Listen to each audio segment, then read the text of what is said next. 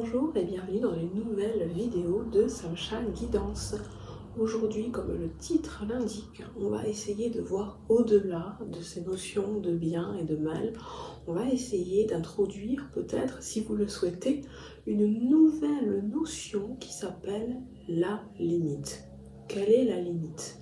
Et nous allons la regarder ensemble justement, cette limite, dans ce nouvel épisode ou comme j'aime à les appeler aujourd'hui, cette nouvelle capsule de la semaine. Allons-y.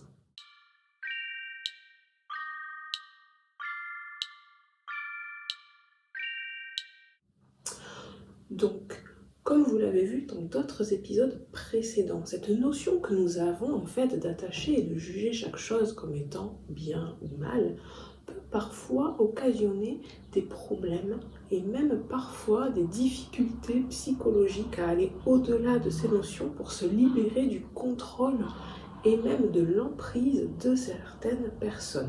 Que ce soit une relation de couple, une relation amicale ou une relation familiale, à partir du moment où on a en tête des idées comme m'occuper des autres c'est bien, me prioriser c'est mal, on a ce problème, cette problématique interne de se dire à chaque fois que je me priorise, finalement je fais du mal aux autres. C'est pour cela que aujourd'hui, je tiens à vous proposer, et encore une fois, ce n'est qu'une proposition, bien sûr, il n'y a pas d'obligation, d'instaurer finalement dans votre vie cette notion de limite.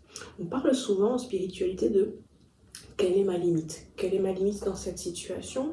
Quelle est ma limite par rapport à telle personne, par rapport à tel comportement? Est-ce que j'accepte finalement que l'on m'humilie en public?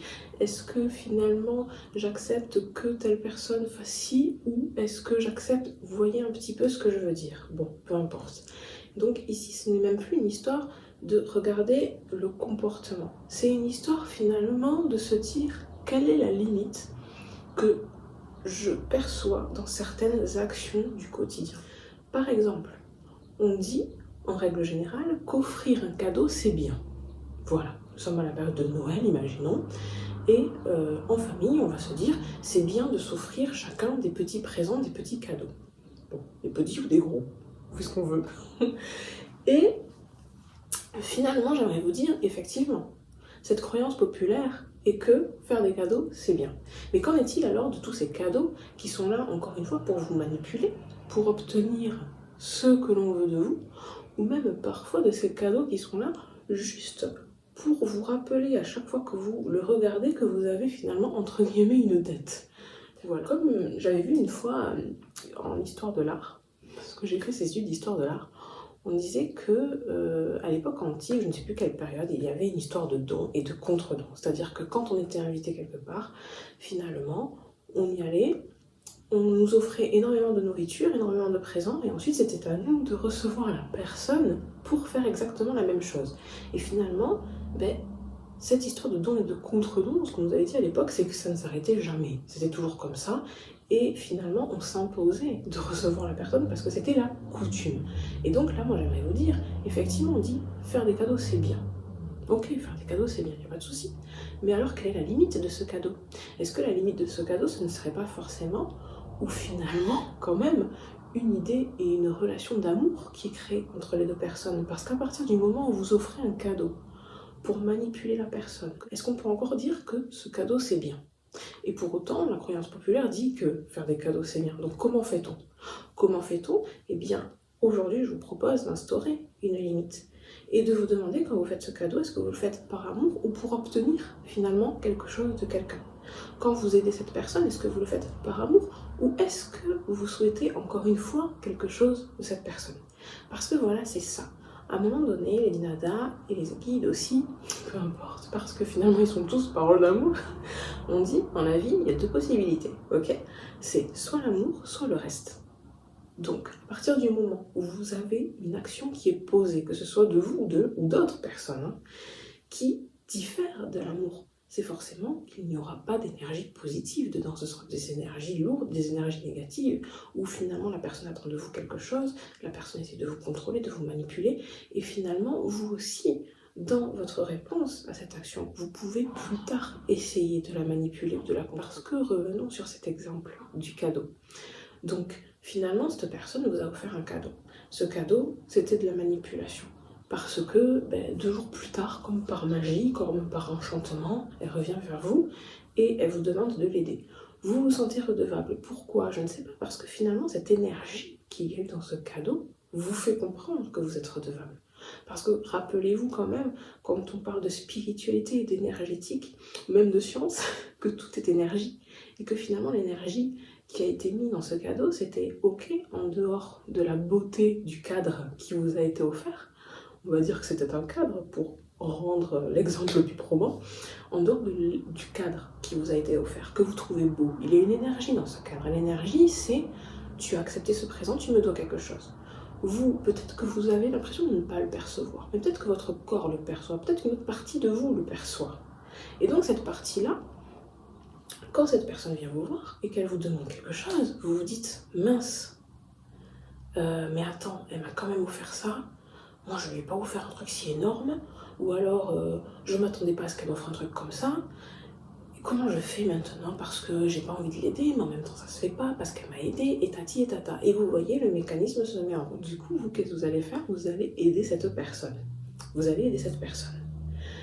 Et un jour, vous avez besoin d'aide vous-même. Vous avez besoin d'aide.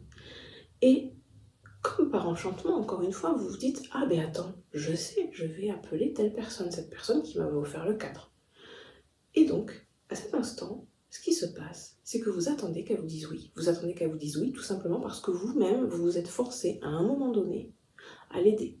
À l'aider parce qu'elle vous avait offert quelque chose. Peut-être que depuis, vous avez une relation amicale, peut-être que depuis, vous vous voyez souvent, mais ce qui est sûr, c'est que parfois, vous vous forcez peut-être à la voir, et parfois, elle se force même peut-être à vous voir. Vous en êtes devenu et fini à avoir une relation qui est basée uniquement sur ce que vous pensiez bien ou ce que vous pensiez mal, finalement une relation totalement matérielle, qui est complètement dénuée d'amour, de paix et d'harmonie, et qui est là juste pour vous rappeler une chose, vous avez une obligation envers elle parce que c'est bien, et l'obligation, c'est bien.